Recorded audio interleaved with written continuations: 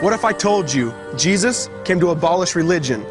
What if I told you voting Republican really wasn't his mission? What if I told you Republican doesn't automatically mean Christian, and just because you call some people blind doesn't automatically give you vision? I mean, if religion is so great, why has it started so many wars? Why does it build huge churches but fails to feed the poor? Tell single moms God doesn't love them if they've ever had a divorce, but in the Old Testament, God actually calls religious people whores. Religion might preach grace, but another thing they practice. Tend to ridicule God's people. They did it to John the Baptist. They can't fix their problems, and so they just mask it, not realizing religion's like spraying perfume on a casket. See, the problem with religion is it never gets to the core. It's just behavior modification, like a long list of chores. Like, let's dress up the outside, make it look nice and neat. But it's funny, that's what they used to do to mummies while the corpse rots underneath. Now, I ain't judging, I'm just saying, quit putting on a fake look. Because there's a problem if people only know that you're a Christian by your Facebook. I mean, in every other aspect of life, you know that logic's unworthy. It's like saying you play for the Lakers just because you bought a jersey. See, this was me too, but no one seemed to be on to me. Acting like a church kid while addicted to pornography. See, on Sunday I'd go to church, but Saturday getting faded, acting if I was simply created to just have sex and get wasted.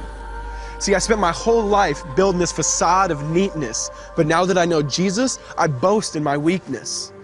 Because if grace is water, then the church should be an ocean. It's not a museum for good people, it's a hospital for the broken. Which means I don't have to hide my failure, I don't have to hide my sin. Because it doesn't depend on me, it depends on Him. See, because when I was God's enemy, and certainly not a fan, He looked down and said, I want that man. Which is why Jesus hated religion, and for it He called them fools. Don't you see so much better than just following some rules? Now let me clarify. I love the church, I love the Bible, and yes, I believe in sin. But if Jesus came to your church, would they actually let Him in? See, remember He was called a glutton and a drunkard by religious men. But the Son of God never supports self-righteousness, not now, not then. Now back to the point, one thing is vital to mention. How Jesus and religion are on opposite spectrums. See, one's the work of God, but one's a man-made invention. See, one is the cure, but the other's the infection. See, because religion says do, Jesus says done. Religion says slave, Jesus says son. Religion puts you in bondage, while Jesus sets you free. Religion makes you blind, but Jesus makes you see. And that's why religion and Jesus are two different clans. Religion is man searching for God. Christianity is God searching for man. Which is why salvation is freely mine, and forgiveness is my own. Not based on my merits, but Jesus' obedience alone. Because He took the crown of thorns and the blood dripped down His face. He took what we all deserved. I guess that's why you call it grace. And while being murdered, He yelled, Father, forgive them. They know not what they do.